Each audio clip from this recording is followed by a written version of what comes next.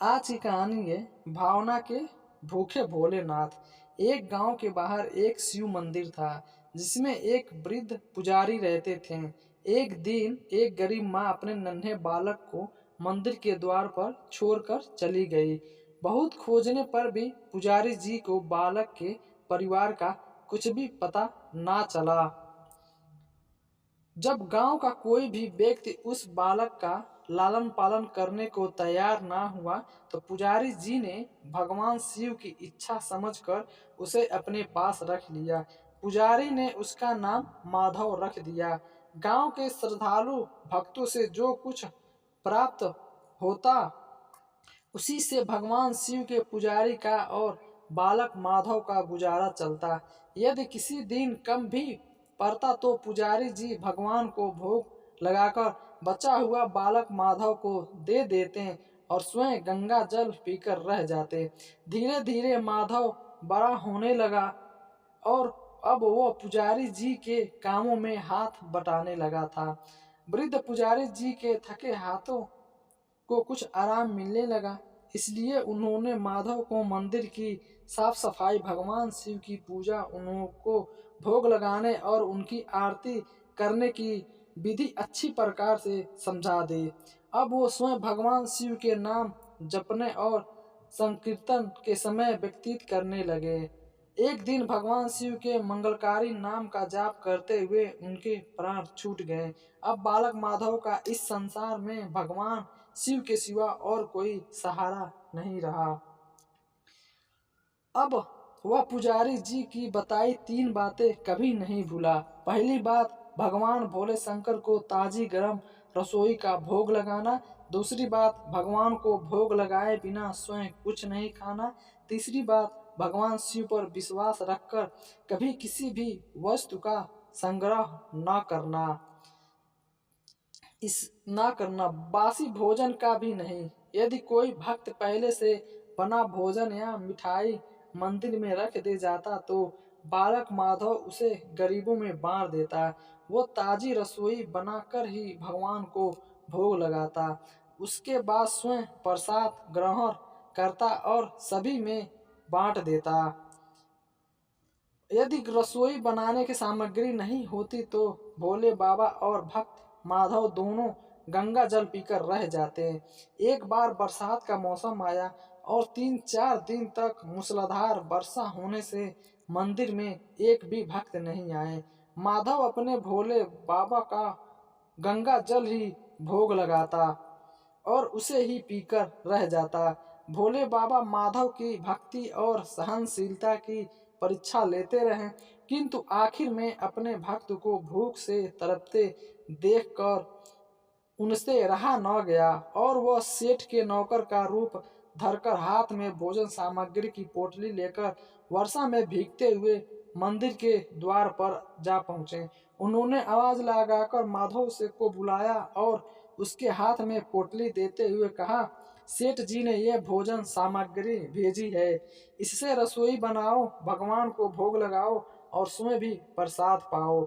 मैं कल फिर आऊंगा। भक्त माधव ने आशीर्वाद देकर उसे विदा किया और सूखी गीली लकड़िया के धुएं में गर्म रसोई बनाकर भोले बाबा को भोग लगाया। पूरे बरसात के मौसम में भोले बाबा नौकर के रूप में भक्त माधव को भोजन सामग्री देने आते रहे और स्वयं भी गर्मा गर्म रसोई का भोग पाते रहे।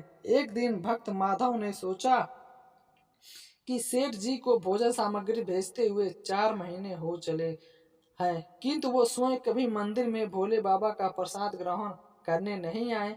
अगले दिन जब भोले बाबा नौकर के भेष में भोजन सामग्री की पोटली देने आए तो माधव उनसे बोला, भाई तुम्हारे इतने धर्मात्मा सेठ जी कभी स्वयं मंदिर में प्रसाद लेने नहीं आए, इस कारण मेरा हृदय अत्यंत दुखी हो रहा है।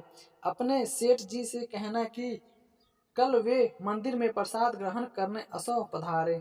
भक्त की बात सुनकर नौकर बने भोले बाबा चौंक कर घबरा उठे और बोले, पुजारी जी, सेठ जी ने मेरे द्वारा आपको भोजन सामग्री भेजते हैं। आप इससे भगवान को भी भोग लगा लेते हैं और स्वयं भी प्रसाद पाते हैं। फिर सेठ जी को बीच में बुलाने की क्या जरूरत है? जैसे चल रहा है वैसे चलने दीजिए ना। माधव बोला, ऐसे कैसे चलने दें? दो आपके धर्मात्मा सेठ जी इतने दिनों से भोजन सामग्री भेज रहे हैं, क्या मैं उन्हें भगवान का प्रसाद देने का अपना कर्तव्य भी पूरा ना करूं? मैं किसी का उधार खाने वाला नहीं हूं। अपने सेठ जी से कह देना कि यदि कल भोले बाबा का प्रसाद ग्रहण करने नहीं पधारे तो मैं उनकी भोजन सामग्री लेना बंद कर दूंगा। नौकर बने भोले बाबा तो अपने भक्त की अकड़ देखकर कांप उठे और यह सोचकर मन ही मन में हंसे कि वह आज तो लेने वाले ही देने वाले को दोष दे रहा है। लेकिन सरल हृदय भक्त के मनोभाव देखकर देखकर वे बोले, ठीक है पुजारी जी, कल सेठ जी मंदिर में प्रसाद ग्रहण करने जरूर पधारेंगे। दूसरे दिन बड़े सवेरे ही भोले बाबा नौकर के भेष में दूध और बहुत सारी भोजन सामग्री लेकर मंदिर पहुंचे गए। माधव चौंकते हुए बोला, भाई आज इतनी सारी भोजन सामग्री किस लिए ले आए? नौकर बने भोले बाबा बोले, पुजारी जी भूल गए क्या? आज अपने सेठ जी को प्रसाद के लिए बुलाया है, इसलिए आप रसोई बनाइए और भोले बाबा को भोग लगाइए। ये बात बता दीजिए कि सेठ जी किस समय पधारे। माधव ने प्रसन्न होकर उन्हें सेठ जी के आने का समय बता दिया और भक्त माधव की इच्छा पूर्ण करने के लिए भोले बाबा कैलाश पर सेठ का रूप धारण करने लगे। इधर अपने स्वामी को एक प्यारे भक्त के यहाँ दावत पर जाने का समाचार सुनकर ममताई मई अंतपुर माँ पार्वती जी भी भला कैसे पीछे रहती। वो भी पति की आज्ञा लेकर सेठानी का रूप धारण करने में जुट गए। भोले बाबा ने अपने गले में मुंडों की माला उतार दी और शरीर पर लगी बाघंबर और बाहों में और कानों में पहने सांपों के हार भी उतार कर रख दिए। उन्होंने एक मखमल का कुर्ता धारण कर लिया, अपनी जटाएं भी सीधी करके उसमें गंगा और चंद्रमा को छुपा लिया। एक सुंदर रंग तिरंगी पगड़ी पहन ली, हाथ में त्रिशूल और डमरू भोले बाबा ने नंदी के हाथ में थमा दिया। पार्वती जी के तैयार होने की प्रतीक्षा करते हुए कैलाश पर चहल कदमी करने लगे। पार्वती जी ने सुंदर बनारसी साड़ी पहनी जिसका रंग सेठ बने शिवजी के कुर्ते के मेल खा रहा था। सोने चांदी और हीरे के जगमगाते हुए आभूषण धारण किए भगवान गौरी शंकर सेठ सेठानी का रूप धारण कर कैलाश से अपने भक्त के यहाँ दावत के लिए चल पड़े। भक्त माधव आज सुबह से ही सेठ जी के स्वागत में तरह तरह के पकवान बनाने में जुटा रहा। जिससे हुआ था वह अपने भोले बाबा का भोग तो चलते फिरते बना लेता था, किंतु आज उसे कई महीनों से भगवान का भोग लगाने के लिए भोजन सामग्री भेजने वाले सेठ जी को भगवत प्रसाद देना था। अतः आज उसने भोजन बनाने में अपनी सारी पाक कला झोंक डाली थी। उसने सेठ जी को द्वारा भेजे हुए चावल धोकर खीर बनाई और तरह तरह के पकवान भी बनाए। रसोई बनाकर भक्त माधव पुनः स्नान करने चला गया ताकि स्वच्छ वस्त्र पहनकर भोले बाबा को भोग लगा सके और सेठ जी को उनका प्रसाद खिला सके। जब भक्त माधव स्नान करके लौटा तो देखा सेठ जी प्रसाद ग्रहण करने के लिए स्वयं तो आए ही हैं, साथ में अपने सेठानी जी को भी ले आए हैं। माधव झट से दोनों को राम राम की उन्हें आसन देकर बैठाया और बोला, मैं अभी भगवान को भोग लगाकर आता हूँ, फिर आपको प्रसाद पसोरूंगा। भावना के भूखे भोले नाथ ने जब बाबा को सहन नहीं हो पा रही थी, इसलिए वे बोले, पुजारी जी भगवान को जल्दी से भोग लगाइए, मुझसे भूख सहन नहीं होती। माधव सेठ बोला, जी भूख तो मुझे भी बड़े जोर से लगी रही है, किंतु मैं अपने भूख के कारण भगवान को भोग लगाना नहीं भूलता। यदि दुनिया के सारे लोग इसी तरह अपने भूख के लिए भगवान को भोग लगाना भूल जाएं तो भगवान तो भूखे ही रह जाएंगे। सेठ जी बने भोले बाबा एक पत्तल उठाते हुए बोले, पुजारी जी आप भोग लगाइए, इधर मैं पत्तल परोस लेता हूँ, मुझसे भूख सहन नहीं हो पा रही है। भक्त माधव ने कहा। सेठ जी बने भोले बाबा डरते हुए बोला, सेठ जी भगवान के काम में ना तो जल्दबाजी चलती है और ना ही कंजूसी। मैं जब तक भगवान को भोग नहीं लगा लेता आप रसोई के पास भी नहीं भटक सकते। इधर बैठ जाइए और ओम नमः शिवाय जपते रहिए और मैं अभी आता हूँ। इतना कहकर आपको पेट भर भोजन करवाऊंगा। सेठ बने शिवाजी डांट खाकर चुपचाप अपने आसन पर जा बैठे। सेठानी बनी पार्वती उनकी यह दशा देखकर बड़ी मुश्किल से अपनी हंसी रोक पाई। लेकिन जैसे ही भक्त माधव पत्तल में सामग्री लेकर भगवान को भोग लगाने पहुंचा,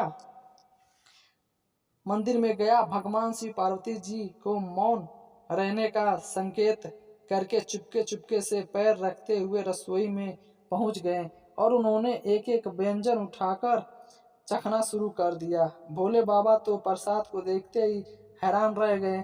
खीर में चीनी की जगह नमक भरा हुआ था और सब्जियों में चीनी भरी हुई थी। जैसे ही भोले बाबा ने रोटी का एक टुकड़ा तोड़कर मुंह में डाला, वह सी करने लगे क्योंकि रोटी में मिर्च भरी थी।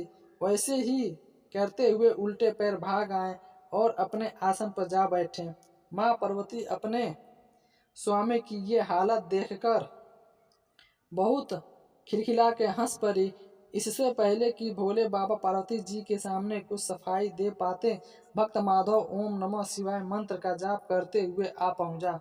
रसोई में भोग मिलाकर उसे पवित्र बना डाला। फिर सेठ जी ने सामने पत्तल परोसने के बाद हाथ जोड़कर बोला कि माधव सेठ जी अब जी भर कर प्रसाद ग्रहण करें। भोले बाबा तो अभी अभी भक्त की भक्ति से भी जोरदार उसके हाथ की बनी हुई रसोई चख चुके थे, अतः भोजन करने के बाद सुनकर उनके पसीने छूटने लगे। वे कभी माधव का तो कभी पार्वती का मुख देखने लगे, जिससे माधव को सेठ जी की ढील बर्दाश्त नहीं हुई और बोला, सेठ जी अब क्या हो गया? आपको अभी अभी तो इतने उतावले हो रहे थे, अब आप भोजन क्यों नहीं करते? तभी तो माता जी प्रसाद ग्रहण करेगी और फिर मैं भी प्रसाद पाऊंगा। माधव की ललकार सुनकर भोले बाबा ने चुपचाप खीर का कुल्हड़ उठाया और सारी नमकीन खीर गटागट पी गए। कुल्हड़ खाली होने की देर थी कि माधव ने उसे झट से भर दिया। अपने प्रिय भक्त के हाथों से परोसते हुए भोग में भगवान को आज दोगुना स्वाद आ रहा था।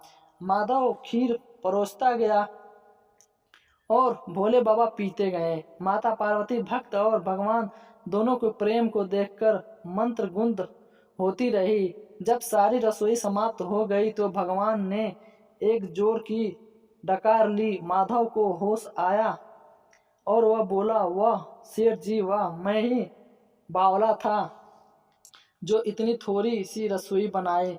मुझे पता होता कि आपको प्रसाद ग्रहण करने का इतना शौक है तो मैं और ज्यादा ही बनाता।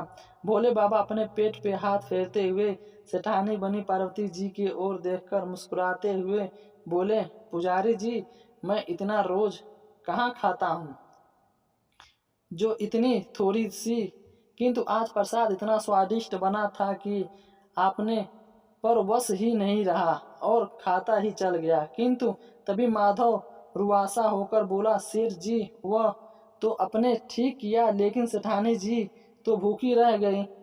ममता मई पार्वती माँ से माधव का रुआसा मुंह देखा नहीं गया और उन्होंने बची हुई खीर की 4 बूंदें खा ली। भोले बाबा द्वारा भोग लगाने से प्रसाद में अद्भुत अलौकिक स्वाद भर गया था। ऐसी सुगंधित और मीठी खीर चखकर जगत माँ पार्वती तृप्त हो गई और उन्होंने तृप्त होते हुए सृष्टि का प्रत्येक प्राणी तृष्ट हो गए। और भक्त माधव बोला, सेठ जी अपने और माता जी ने प्रसाद ग्रहण कर लिया, इससे मुझे अत्यंत संतोष हुआ है। समझ लीजिए कि आप दोनों द्वारा प्रसाद ग्रहण करने से मेरा भी पेट भर गया। मेरी तो वैसे भी महीने से 4-4 एकादशी हो जाती है, किंतु मैं एक भी दाना ले ही लेता हूँ। तब भक्त ने बोला, जिससे कि भोले बाबा के प्रसाद का अनादर ना हो।